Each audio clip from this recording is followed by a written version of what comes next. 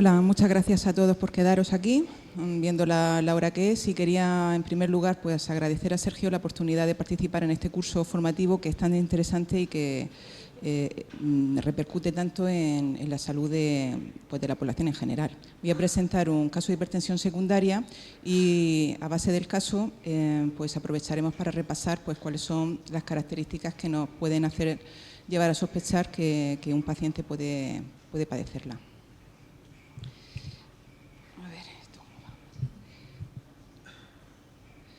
Se trata de una señora de 48 años que no es ni hipertensa ni diabética previa, dislipémica, y como antecedentes de interés, aparte de la esteatosis hepática, pues tiene un síndrome ansioso depresivo que ha precisado seguimiento por psiquiatría, y desde 2016 la sigue el servicio de reumatología porque tiene un cuadro de mialgias y poliartralgias y que se ha catalogado de una fibromialgia.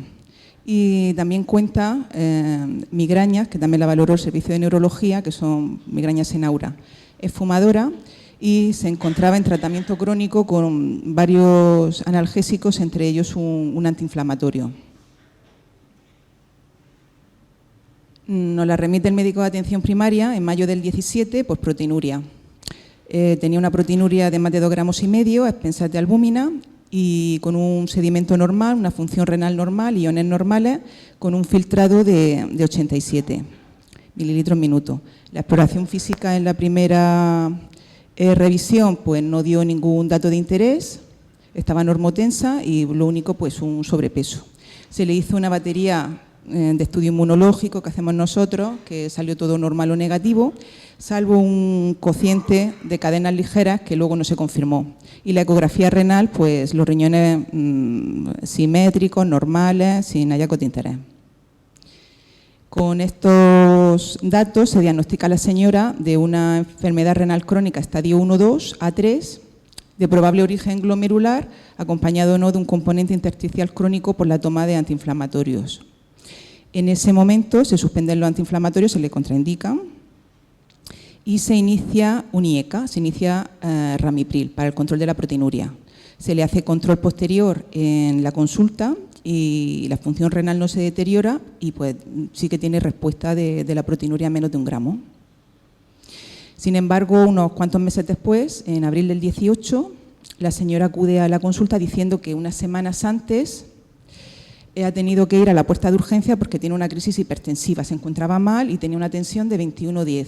Y después de ese episodio ha mantenido tensiones ambulatorias registradas entre 15, 17 y 90 de tensión arterial, con empeoramiento de las cefaleas y malestar general.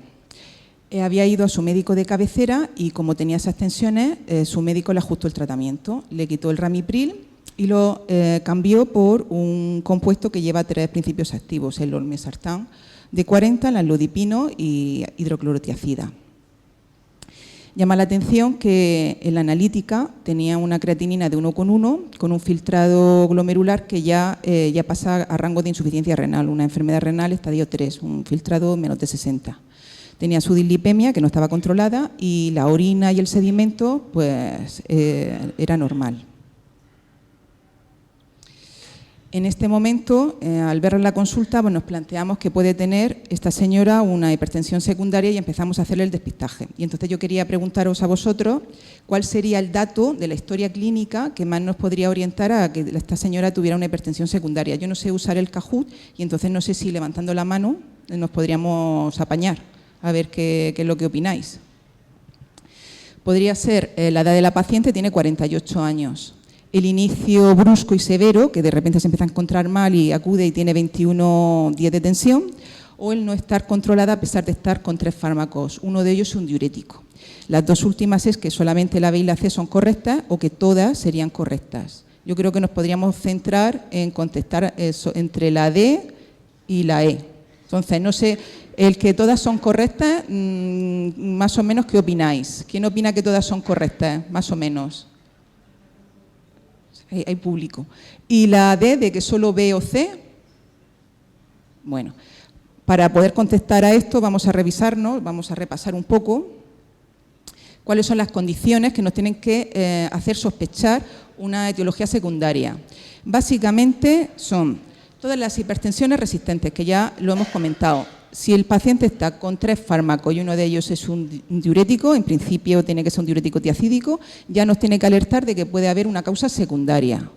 Lo de la hipertensión atípica, la que aparece de forma muy precoz, hombre, 48 años, es una edad buena, es una edad joven, hoy en día es una persona joven, pero fisiológicamente se considera que un inicio precoz de la hipertensión es por debajo de los 30 años. También nos tiene que alertar, por ejemplo, un paciente de más de 65 que de repente empieza a tener hipertensión diastólica, que eso de vez en cuando lo vemos. Yo hace poco he tenido un caso. Una hipertensión acelerada maligna. A veces nos consultan pacientes que están ingresados, que han ingresado con una emergencia hipertensiva para ver si es una acelerada maligna. Hoy en día, que yo también estoy de acuerdo con el doctor Soria, el fondo de ojo es un dato que nos tiene que aportar el daño de un órgano diana, pero si ya tenemos constancia de que hay un daño orgánico, de que hay hipertrofia ventrículo izquierdo, de que hay daño renal o que tiene una enfermedad cerebrovascular, pues ya no es un criterio tan de gravedad. O sea, no es que sea de gravedad, sino que no es imprescindible tener un fondo de ojo con una retinopatía avanzada. Ya no valdría con daño de 2 o 3 órganos.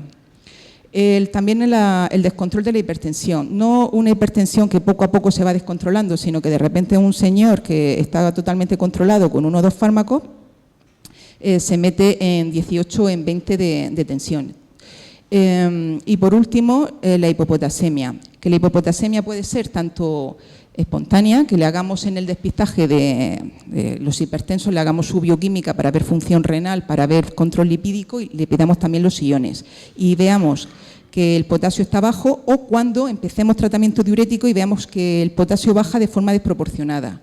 Todas esas situaciones pues, nos tienen que alertar de que esa paciente, en este caso, pues tiene una hipertensión secundaria, sobre todo hipertensión resistente, presentaciones atípicas, inicio antes de los 30 años y inicio muy explosivo o con mucha repercusión a nivel visceral. Entonces, en este caso sería la D.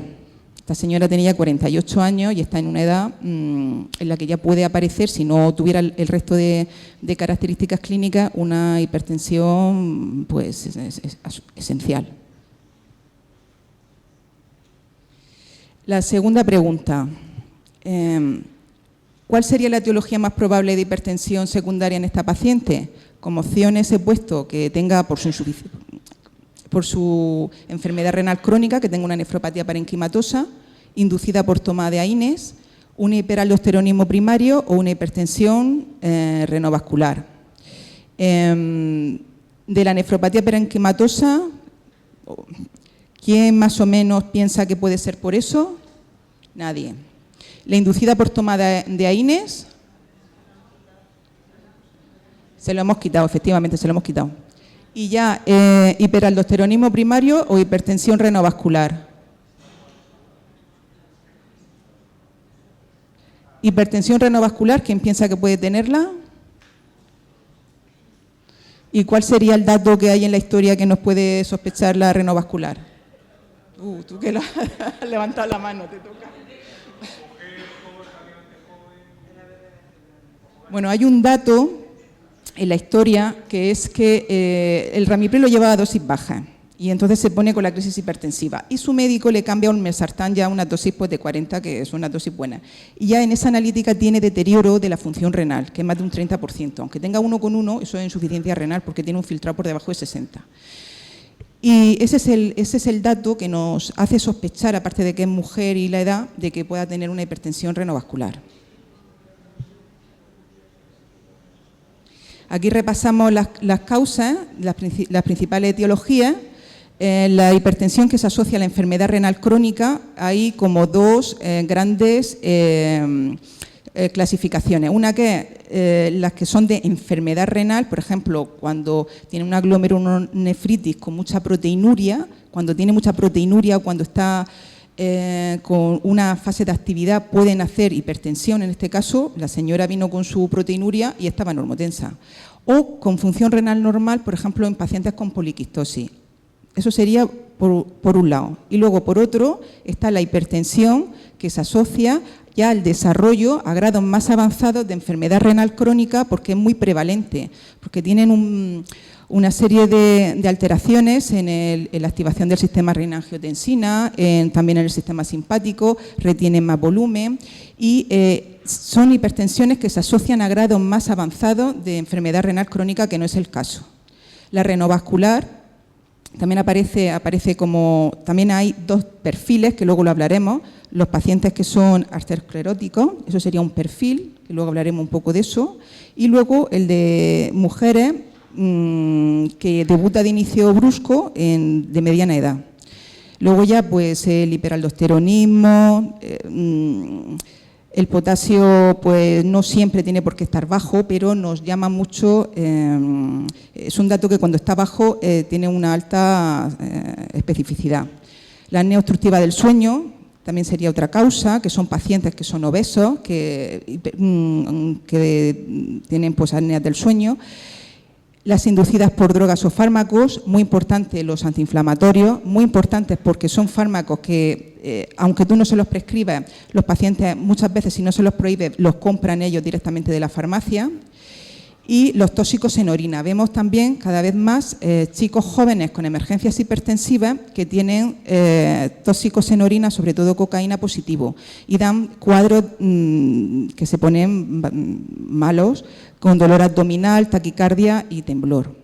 Y luego ya, esas son las causas más frecuentes. Luego hay causas que son muchísimo más raras, como el feocromocitoma, la coartación de aorta, que bueno, pues eso se ve en un caso cada 100. No me voy a parar en ellos, pero vamos, sobre todo el feocromocitoma, aunque los pedimos de forma sistemática, pues la incidencia es menos del 1% del porcentaje de hipertensos. ¿Cuál sería la exploración que más nos puede ayudar a realizar el diagnóstico? Tenemos el cociente aldosterona, actividad de renina, una biopsia renal, un Doppler de arterias renales o una ecocardio. Ya como hemos hablado que la sospecha era la renovascular, pues ya tenemos claro que sería el ecodoppler de arterias renales. Eso fue lo que hicimos. Bueno, lo que hicimos fue suspender el ARA2, le mantenimos el antagonista del calcio y el diurético y asociamos un betabloqueante. Le pedimos un ecodoppler en el que el pulso era parvus tardus solamente en el riñón izquierdo y con esos datos pues le pedimos directamente un angiotac. En este angiotac vemos que tiene prácticamente a la salida de las ramas aórticas tiene una estenosis que es bilateral, pero es más grave en el riñón izquierdo. Se le hizo una arteriografía y se confirmó la estenosis bilateral, que es una estenosis fina, es una estenosis lisa, que no se acompaña de muchas placas calcificadas y que era más grave, era de un 80% en la arteria renal izquierda. Como etiología más probable de la estenosis de las arterias renales, ¿en qué tendríamos que pensar? Pues he puesto como opción en la enfermedad renal aterosclerótica, un Takayasu, que es un tipo de vasculitis que afecta a la aorta y puede afectar a sus ramas principales, o la displasia fibromuscular. De enfermedad renal aterosclerótica, la señora tiene sobrepeso, es dislipémica y tiene 48 años. ¿Qué opináis? ¿La tercera? ¿Sí? ¿Estáis todos de acuerdo de que puede ser una displasia fibromuscular? Bueno, vamos a ver. De diagnóstico diferencial, ya os he dicho que las renovasculares tienen dos perfiles. Bueno, la enfermedad aterosclerótica es la más frecuente, sin duda, es casi el 90% de las renovasculares y el perfil son varones de avanzada edad, que típicamente son hipertensos previos, diabéticos, fumadores, pueden tener cardiopatía isquémica y arteriopatía periférica. Y algunos pacientes pueden haber ingresado por episodios de insuficiencia cardíaca que no está muy claro el por qué lo padecen. Ese sería el perfil típico en el que habría que sospechar una estenosis de la arteria renal aterosclerótica y que cada vez se está viendo que es más frecuente. Antes las frecuencias de hipertensión secundaria pues era la primera causa, era el hiperaldosteronismo primario, pero cada vez más, debido a que los pacientes pues acumulan más factores de riesgo cardiovascular, se están viendo más enfermedad arteriosclerótica. La imagen suelen ser placas calcificadas, pueden tener estenosis a otros niveles y pues suelen afectar al origen y al tercio proximal. Como segunda causa de displasia fibromuscular, de estenosis de la arteria renal, tenemos la displasia fibromuscular, que son estenosis que son no inflamatorias y no arterioscleróticas, que no se sabe porque son de etiología desconocida. La edad media es una mujer de raza blanca de unos 45 años y se presenta como una hipertensión resistente o acelerada maligna. Incluso esas estenosis a veces asocian estenosis, dilatación y a veces también disecciones, incluso pueden provocar infartos renales. No solamente afectan a las arterias renales, sino que es una enfermedad sistémica y muy típicamente también puede haber afectación cerebrovascular. Y uno de los datos clínicos que hay que tener en cuenta es que tenga la señora migraña. Puede ser también bilateral, pero sí, 90% afectación renal y en un tercio de los casos bilateral. Hay una clasificación de las imágenes porque esa imagen no es típica de una displasia fibromuscular. Las displasias fibromusculares, las más frecuentes, son las que asocian estenosis y dilataciones de forma consecutiva, que son lo que nosotros habíamos estudiado en libros, que son como las cuentas de rosario, de forma rosariada. Que esta señora no tiene esa imagen típica. Sin embargo, se ha descrito entre un 10 y un 20% que puede haber imágenes como la que tiene esta paciente que son tubulares. Y luego, por último, tenemos un Takayasu, que es una enfermedad rara, que también afecta a mujeres, normalmente más jóvenes, y que se ha descrito sobre todo en raza asiática. Es una vasculitis y entonces es una enfermedad sistémica que asocia un cuadro que puede ser de fiebre de origen desconocido, poliartralgia, mialgia y un patrón inflamatorio, anemia, trombocitosis, aumento de inmunoglobulinas. Como es una afectación de toda la aorta, dependiendo de las ramas, puede dar diferente clínica. Y si afectan los troncos supraórticos, pues pueden ocluirse, pueden también dar trombosis, pueden asociar déficit visual, migraña, valvulopatía. La imagen es típica porque son estenosis tubulares y también pueden afectar solo a las renales, pues en un tercio de los casos. Aunque solo a las renales sin afectación de la aorta sería raro.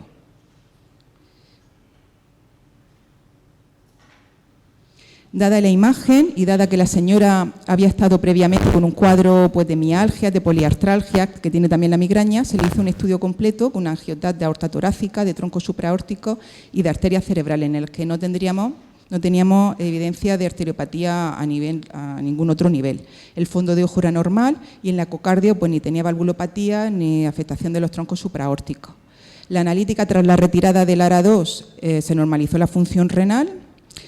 Los reactantes de fase aguda menos la PCR que estaba discretamente elevada era todo normal, no tenía anemia ni nada y con ese diagnóstico, con esos datos se hizo el diagnóstico de una renovascular secundaria a una estenosis bilateral de las arterias renales por una probable displasia fibromuscular. Y ya creo que, me parece que era la última, esta es la última pregunta.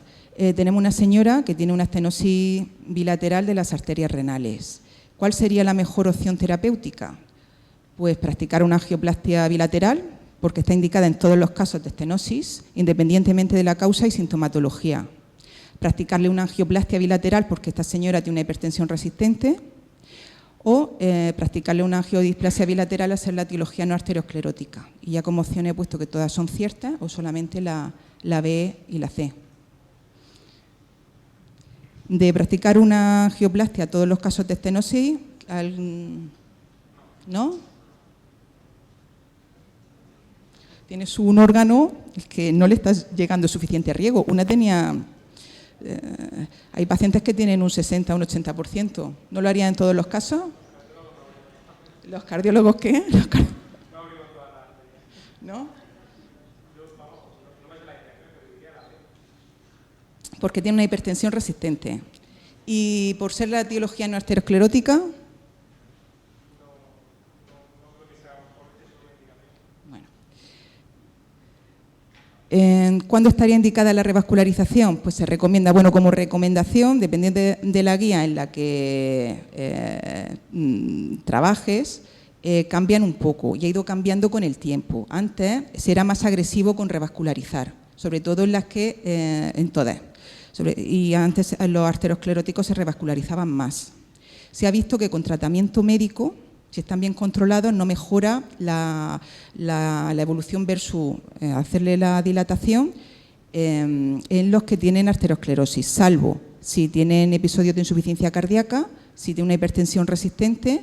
El deterioro de la función renal es una cosa que habría que ver hasta qué grado, y si tiene un riñón único te lo puedes plantear. Entonces, en general, en las que no son arterioscleróticas sí estaría indicado, y en las que tienen arteriosclerosis solo sí te lo puedes plantear, sobre todo si se meten en insuficiencia cardíaca y si tienen una hipertensión resistente o refractaria, básicamente.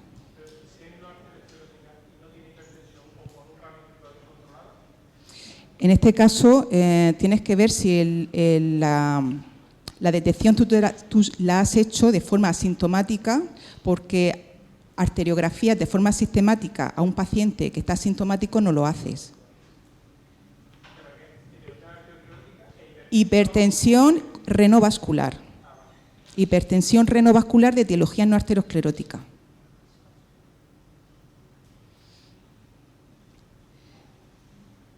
Y esta señora, lo que le hicimos, en enero se le hizo una angioplastia bilateral, no se le colocó stem, y esta señora estaba previamente, cuando ingresó, con 4 fármacos, porque en la evolución tuvimos que añadirle un alfa bloqueante, y se fue de alta sin tratamiento hipotensor. Se fue de alta con su función renal normal, su filtrado en 78 y con su proteinuria de cerca de medio gramo y un sedimento de orina normal. Y ya está, ese es el caso que os quería contar.